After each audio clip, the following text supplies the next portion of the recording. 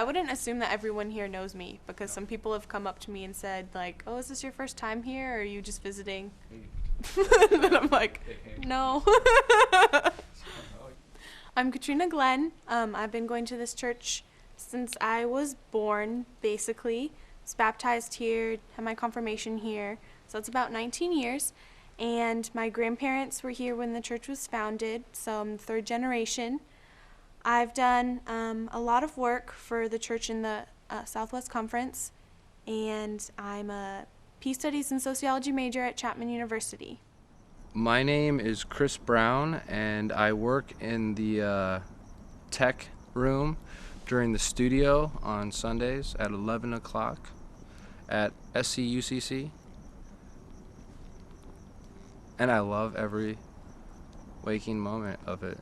I think the best parts of the walk was when I did get to meet some people that were my age.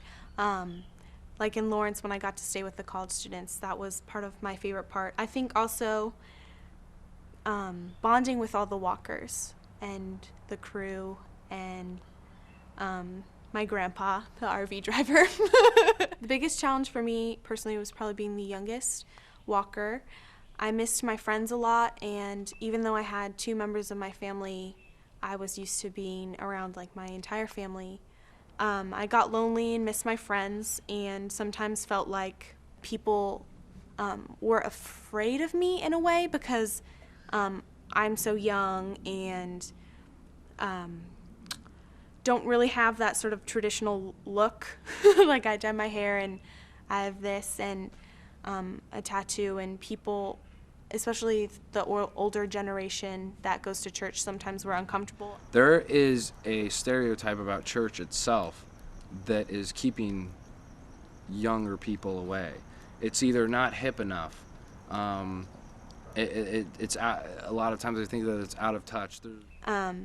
The music, at least for me personally, some of the music hymns just aren't my favorite, I guess I should say.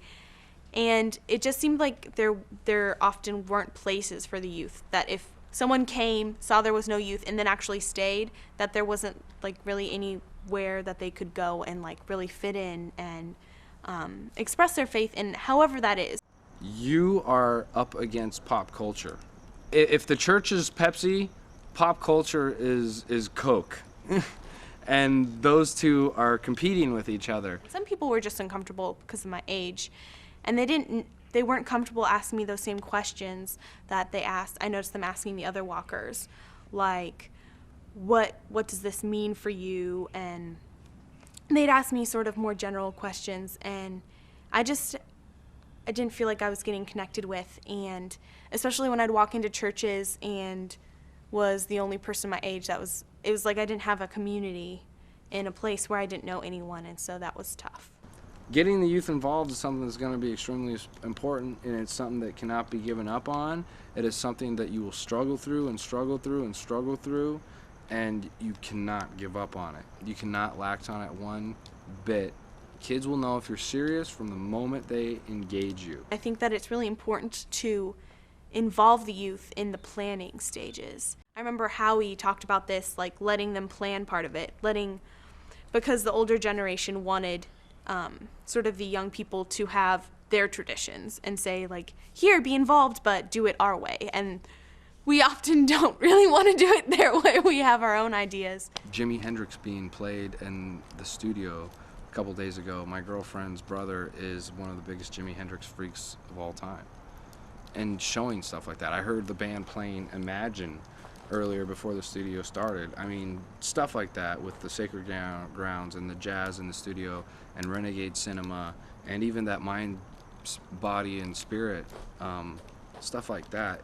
You need to create a word of mouth. You need to let the younger generation know that you care about them, know that you understand them, know that you're willing to understand them.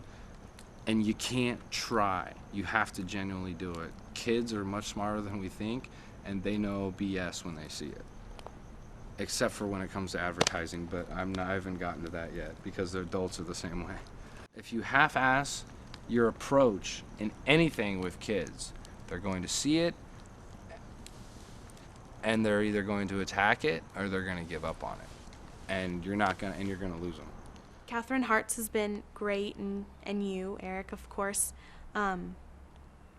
Catherine Junius has always been a great friend of our family, and Barbara Nosp was a big person for me.